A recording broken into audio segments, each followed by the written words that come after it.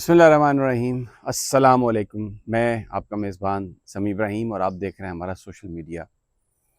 PTI की politics पे भी बात करेंगे, इंटरनल, और फिर बुशरा बीवी साहबा जिन हालात का शिकार हैं, ख़ास तौर पर उनका ज़िक्र करूँगा मैं, इसलिए कि मुझे कोई पीटीआई का लीडर उनके लिए बात करता हुआ नज़र नहीं आ रहा। कहीं उनके लिए कहीं किसी फ़ोरम पर कोई मुझे दरख्वास्त देता हुआ नज़र नहीं आ रहा कि उनको ये तकालीफ़ हैं और उनको रिलीफ़ मिलना चाहिए। तो जो उन्होंने उनकी साहबज़ादी ने जो आईजी प्रिज़न है, उनको एक ख़त लिखा है, 4 सफ़े का ये ख़त है, जिसमें पूरी सूरत हाल उन्होंने बयान की है और ये लार्जली इसको इग्नोर किया गया। वो मैं आपको उस ख़त के मंदरजात बताऊँगा और कि बुशरा बीबी के साथ हो क्या रहा है। ये बहुत इम्पोर्टेंट बात है कि एक रॉक की तरह, एक चट्टान की तरह वो अपने मियाँ के साथ खड़ी हैं और उनको तोड़ने के लिए उन पर जो ज़ुल्म और सितम है जेल के अंदर जो किया जा रहा है, वो मैं आपके साथ वो शेयर करूँगा। दूसरा, कल का दिन बड़ा इम्पोर्टेंट है क्योंकि इमरान खान साहब से मुलाकात भी होगी लॉयर्स की, और जो इस वक्त की जो गुफ्तगू है, इस वक्त जो बाहर जो कुछ हो रहा है, उसमें जो खान साहब ने हदायत दी थी अली अमीन गंडापुर को या क़यादत को दूसरे हवालों से, उनके खातिर खा कोई जवाब नहीं मिले। मसलन मैं आपको गिनवा देता हूँ। जो केपीके का ऑपरेशन है, बड़ा खुलकर कहा इमरान खान साहब ने कि इसको वज़ीर आला साहब को रेज़िस्ट करना चाहिए, और यहाँ तक कहा कि अगर आप रेज़िस्ट नहीं कर सकते तो आप वज़ारत आला छोड़ दें और किसी ऐसे शख्स को वज़ीर आला हम बनाएंगे जो फिर इस सारे मामले पर एक स्टैंड ले सकेगा, क्योंकि माजी में भी ऑपरेशंस हुए और उसकी जो पॉलिटिकल कॉस्ट थी वो बहुत ज़्यादा थी, और ये मसले का हल नहीं है। मसले का हल सिर्फ गुफ्तगू है, और ये अफ़गान हमारे भाई हैं। इनसे आप ये एक किसी और की जंग मत लड़ें आप। ये किलिंग जो है ये हमें एक्सेप्टेबल नहीं है।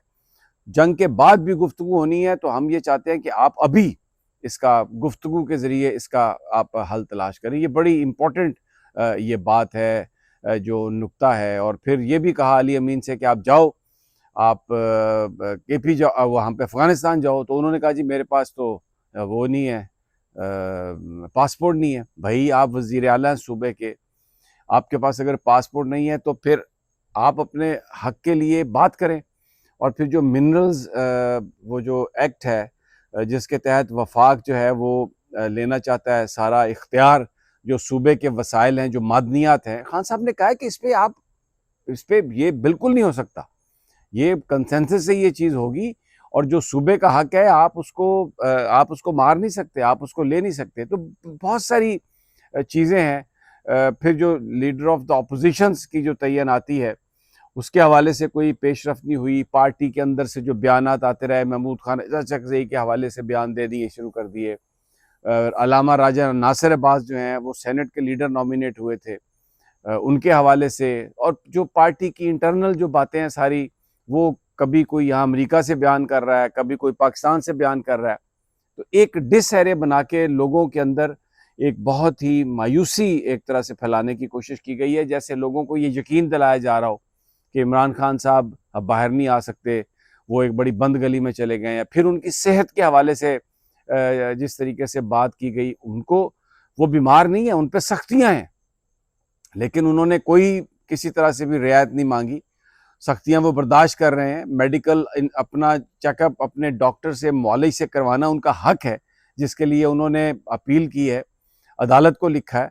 और वो यानी जो कानून के मुताबिक, आइन के मुताबिक जो उन्हें सहूलियात या चीज़ें अवेलेबल हो सकती हैं, उसके लिए वो बात करते हैं। बाकी उनकी सेहत को कोई प्रॉब्लम नहीं है। और वो कहते ये हैं कि जो बाहर बैठे हुए हैं ये मुझे ज़्यादा थके हुए लगते हैं, जो इन्हें करना चाहिए काम वो करते नहीं हैं। और खान साहब की जो भी इंफॉर्मेशन वहाँ से आती है, जो भी हदायत आती है, वो वैसे उस पर अमल दरामद नहीं होता। अब अली अमीन गंडापुर साहब की मैं ना नीयत पे शक कर रहा हूँ, ना किसी और की नीयत पे शक कर रहा हूँ।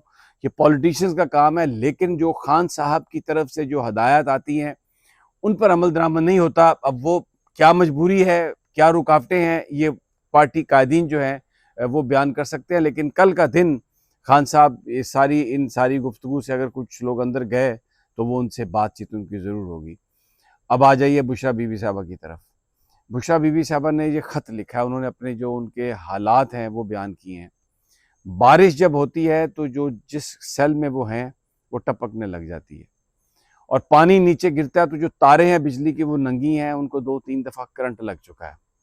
फिर इसके अलावा जो सेल है उसमें चूहे फेंक दिए जाते हैं और छिपकलियां जो हैं वो फेंक दी जाती हैं।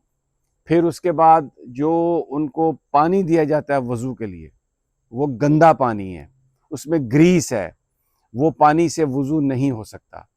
और जब बतौर एविडेंस उस पानी की बोतल जो उन्हें दी जाती है वज़ू के लिए या मुंह हाथ धोने के लिए, अगर वो उसको उन्होंने कोशिश की जो जेल के अंदर जो अदालत के कमरे में, ताकि मैं जज साहब को दिखा सकूं कि मेरे साथ ये सलूक हो रहा है, तो वो बोतल भी नहीं अंदर जाने दी गई उसका एविडेंस।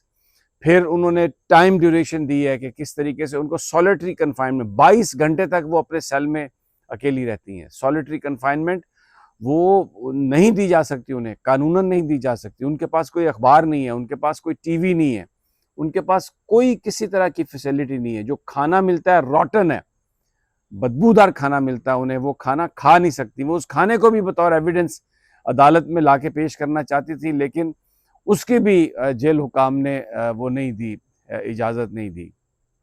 फिर इमरान खान साहब से भी उनकी 2-2 हफ्ते उनकी मुलाकात भी होती है। जिस दिन पेशी होती है सुबह 9 बजे का कहा जाता है, फिर उनको दोपहर में लेके आया जाता है, इंतज़ार करवाया जाता है वहाँ पर। और उनकी जो यानी एक जो डिसरिस्पेक्ट है उसके हवाले से तो जो गुफ्तगू है वहाँ पर, वो तो अपनी जगह पर है। फिज़िकली टॉर्चर, फिर वो बुखार उन्हें, और कोई उन्हें मेडिकल सहूलत अवेलेबल नहीं। तो उन्होंने जो आईजी हैं उनको ये ख़त लिखा कि ये जो लोग जिन्होंने इस तरीके से किया है, जो ये हुक्काम ये जो कर रहे हैं, इनके ख़िलाफ़ आप एक्शन लें और कानून के मुताबिक जो मेरे लिए जो सहूलियात हैं वो मुझे आप फ़राहम करें। अच्छा, इसमें एक इंट्रिगिंग बात जो मैं करना चाहता हूँ, पीटीआई की लीडरशिप बुशरा बीबी साहबा के बारे में बात करती हुई नज़र नहीं आती। ये सिर्फ इमरान खान साहब बात करते हैं। क्यों नहीं बात करती बुशरा बीबी के बारे में पीटीआई की लीडरशिप? जबकि खान साहब ये कहते हैं कि बुशरा बीबी बड़ा दबाव है और उसको दबाव उन पे इसलिए डाल रहे हैं कि वो मुझे तोड़ें क्योंकि मैं उनका शौहर हूँ। तो मेरी बीवी को तकलीफ इसलिए दी जा रही है कि मुझे ये कहा जाए कि मैं अपने जो इरादे हैं उनसे हट जाऊं और मैं अपने चीज़ों में नरमी पैदा करके इनके साथ बातचीत पर आमादा हो जाऊं, डील पर आमादा हो जाऊं, जो मैं नहीं करूंगा। और Bushra Bibi standing like a rock. लेकिन ये दरखास्त भी जो गई है आईजी प्रिजन को, ये उनकी बेटी ने दी है। पीटीआई ने, ये बड़ी इंट्रीगिंग बात मैं आपसे कर रहा हूं कि पीटीआई ने कोई भी, किसका खौफ है उन्हें, क्यों नहीं वो दरखास्त देते? जो पीटीआई के इतने वकला हैं, पीटीआई के लीडर हैं, जेल में इतनी तकलीफें हैं बुशरा बीबी साहबा को, तो वो उनके लिए क्यों नहीं बयान देते, क्यों नहीं दरख्वास्त देते उनके लिए? ये बड़ा एक सवालिया निशान है। लेकिन उनकी हालत जो है वो इस तरीके से है और बड़ी एक अफसोसनाक सिचुएशन है। दूसरी जानब मैं आखिर में पंजाब के फ्लड्स पे बात करता हूँ। वहाँ पर जनरल आसिम मुनीर भी गए हैं और उन्होंने जहाँ जो एक बात की है वहाँ पर कि अब हमें जो है ना तर्ज हुकूमत अच्छा चाहिए, ये नहीं कि हर साल लोग डूबें। लेकिन इंट्रीगिंग बात यह है कि जो पंजाब चीफ मिनिस्टर हैं वो वहाँ पर नहीं थी। वैसे इससे पहले जब भी अभी वो जब वज़ीर आज़म भी आए थे और दूसरे तो वो जो मरियम नवाज साहबा हैं वो उनके साथ थी। लेकिन ये इट इज़ वेरी इंट्रीगिंग। और जो तबाहकारी हुई है सराइकी इलाके में, जनूबी पंजाब में, अभी तो हलाकतों की तादाद सामने नहीं आई, लेकिन मैं आपको ये सैकड़ों की तादाद में लोग बता रहे हैं और इससे भी ज़्यादा बढ़ सकती है। और जो टिकटॉक और जिस तरीके से अपने आप अपना कंडक्ट किया मरियम नवाज ने, वो ऐसा लगता है कि ज़हनी मरीज़ा बन चुकी हैं, हर जगह पर अपनी तस्वीर लगाना चाहती हैं। और ये जो तबाही हुई है, अगर पहले पता था इतना पानी आ रहा है, अगर ये तैयारी कर ली जाती तो शायद ना होती। और फिर नेवी को देखे, 3-4 दिन के बाद आई है नेवी अपनी कश्तियां लेके। एक सवाल है ना, नेवी पहले दिन क्यों नहीं आ गई? किसने बुलाना था उन्हें, किसने भेजना था? वेरी सैड लोगों को। और अब ये बयानबाजी जो है उससे तो कुछ नहीं होगा। तो लोगों के घर लुट गए, लोग उजड़ गए, बर्बाद हो गए और कोई उनको पूछने वाला नहीं है। बहरहाल ये अब तक की ताज़ा तरीन है और इंशाल्लाह अगले वीलॉग में आपसे फिर जल्द मुलाकात होगी। इजाज़त दीजिए, अल्लाह निगहबान।